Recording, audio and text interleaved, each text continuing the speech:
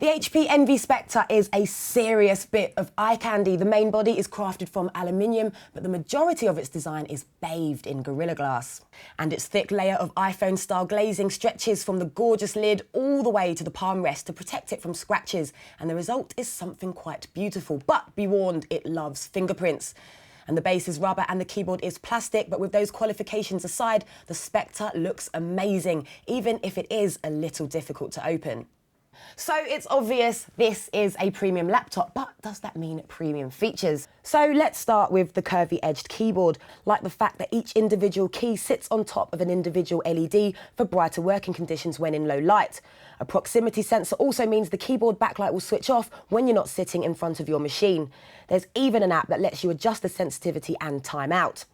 The trackpad is responsive and accurate for the most part. Unfortunately, trackpad control isn't as smooth as we'd like and can often throw up frustrating, jerky responses which can confuse the trackpad into executing other features like scrolling. Highlighting text is equally problematic, but two-finger scrolling and pinch to zoom are quick, and you can turn off the trackpad to plug in a mouse if needs be. You're also staring at a very high-res 14-inch Radiance display with a 1600 by 900 pixel widescreen resolution that allows you to fit lots on screen at the same time with decent viewing angles, so you can comfortably share a HD movie with a second person without losing lots of detail.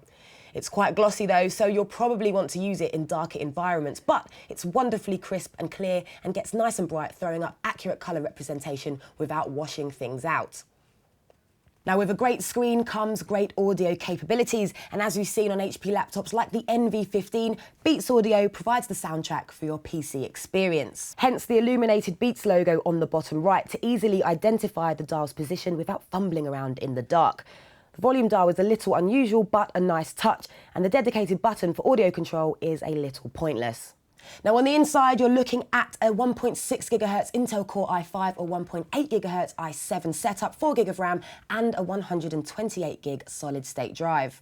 Connectivity-wise, there's a mini DisplayPort, HDMI and Ethernet ports, USB 3.0 and 2.0 ports, and that all-important card reader. So although the glass looks good and makes for a very head-turning design, it adds a lot of bulk and weight to the Spectre, and at 14 inches it's already a lot bigger than most Ultrabooks, so it feels more like a MacBook Pro as opposed to a MacBook Air, for example. And even though it ticks all the Ultrabook boxes, being heavier and thicker means it doesn't really feel like one.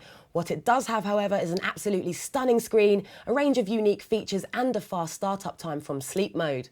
Throw in a 5 to 6 hour battery life and its work credentials are just as good as its stylish ones, which just goes to show beauty doesn't always have to be skin deep.